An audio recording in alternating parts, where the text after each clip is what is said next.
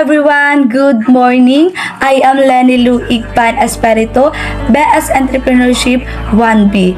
In this video, I would like to introduce to you the biographies and significant contributions of prominent Filipino heroes. And here is it. Jose Protasio Rizal Mercado y Alonzo Realonda, born on June 19, 1861, dead on December 30, 1896, was a Filipino nationalist, writer, and polymath active at the end of the Spanish colonial period of the Philippines. He is considered the national hero, pambansang bayani of the Philippines, an ophthalmologist by profession. Rizal became a writer and a key member of the Filipino propaganda movement, which advocated political reforms for the colony under Spain. He was executed by the Spanish colonial government for the crime of rebellion after the Philippine Revolution broke out. It was inspired by his writings.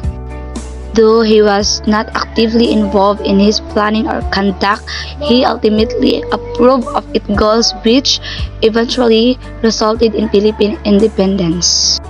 Rizal is widely considered one of the greatest heroes of the Philippines and has been recommended to be so honored by an officially impaneled National Heroes Committee. However, no law, executive order, or proclamation has been enacted or issued officially proclaiming any Filipino historical figure as a national hero. He wrote the novels Noli Me Tangere 1887 and El Filibusterismo 1891, which together are taken as a national epic in addition to numerous poems and essays. Melchora Aquino de Ramos, born on January 6, 1812, dead on February 19, 19, was a Filipino revolutionary. She became known as Tandang Sora because of her age during the Philippines Evolution. Tandang Sora, born January 6, 1812, Barrio Banlat, Caloocan, Tondo, Capetensic, General of the Philippines, Spanish Empire, now Tandang Sora, Quezon City.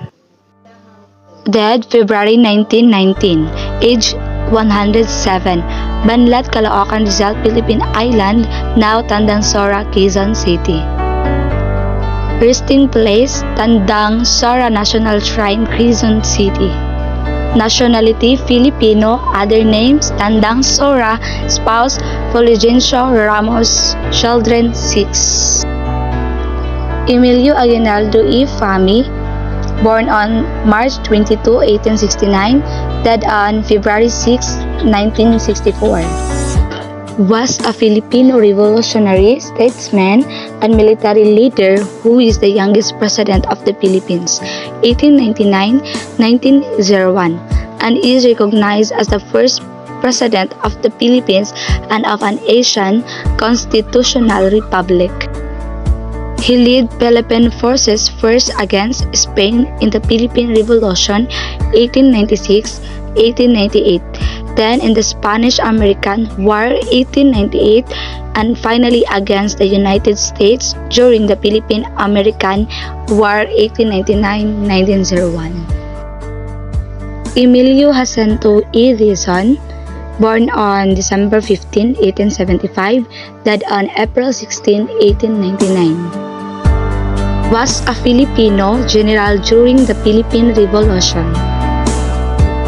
He was one of the highest-ranking officers in the Philippine Revolution and was one of the highest-ranking officers of the Revolutionary Society. Kataas-taasan, kagalang-galang na katipunan ng mga anak ng bayan, or simply and more popularly called Katipunan.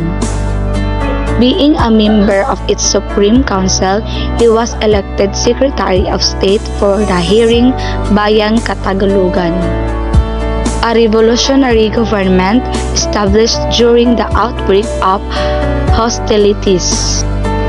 He is popularly known in Philippine history textbook as the brain of the Katipunan, while some contend he should be rightfully recognized as the brain of the revolution. Filipino, utak ng himagsikan, a title that is usually given to Apolinario Mabini. Jacinto was present in the so-called Cry of Pugad Lawin or Cry of Balintawak with Andres Bonifacio the Supreme President of the Katipunan, and others of its members, which signaled the start of the revolution against the Spanish colonial government in the island. Andres Bonifacio E. de Castro, born on November 30, 1863, died on May 10, 1897, was a Filipino Freemason and revolutionary leader. He is often called the father of the Philippine Revolution and considered one of the national heroes of the Philippines. He was one of the founders and later the kataas-taasang Pangulo, Supreme President, Presidente Supremo in Spanish, often shortened by contemporaries and historians to just Supremo of the kataas-taasan, kagalang-galangan, katipunan ng mga anak ng bayan, or more commonly known as Katipunan, a movement which sought the independence of the Philippines from Spanish colonial rule and started the Tagalog Revolution. With the onset of the revolution, Bonifacio reorganized the Katipunan into a revolutionary government with himself as President Pangulo of a nation-state called Hiring Bayang Katagalugan, Sovereign Nation of the Tagalog People or Sovereign Tagalog Nation, also Republika ng Katagalugan, Tagalog Republic, Republican Tagala in Spanish, or in Tagalog, refer to all those born in the Philippines island and not merely the Tagalog ethnic group.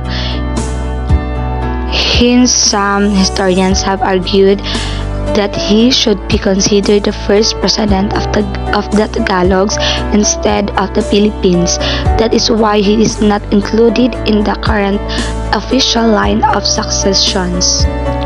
Apolinario Mabini E. Maranan, born on July 23, 1864, died on May 13, 1903, was a Filipino revolutionary leader, educator, lawyer, and statesman who served first as a legal and constitutional advisor to the revolutionary government, and then as the first Prime Minister of the Philippines upon the establishment of the First Philippine Republic. He is regarded as the utak ng himagsikan or brain of the revolution and is also considered as a national hero in the Philippines. Mabini's work and thoughts on the government shaped the Philippines' fight for independence over the next century.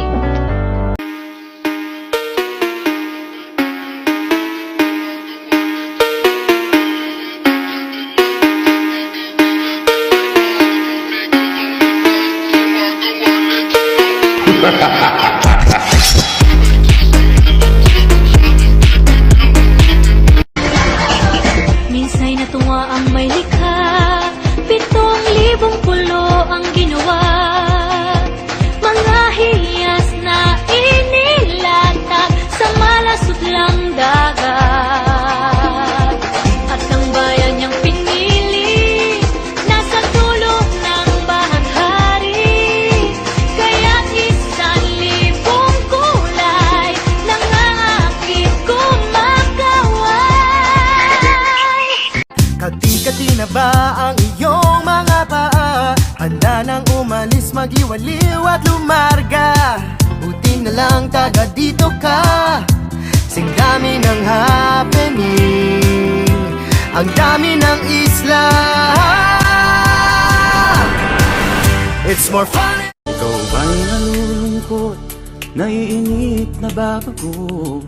Ikaw ba'y napapagod, araw-gabi puro kayo? Buhay mo ba'y walang saysay, walang sigla, walang kulay? Bawat araw ba'y pareho, parang wala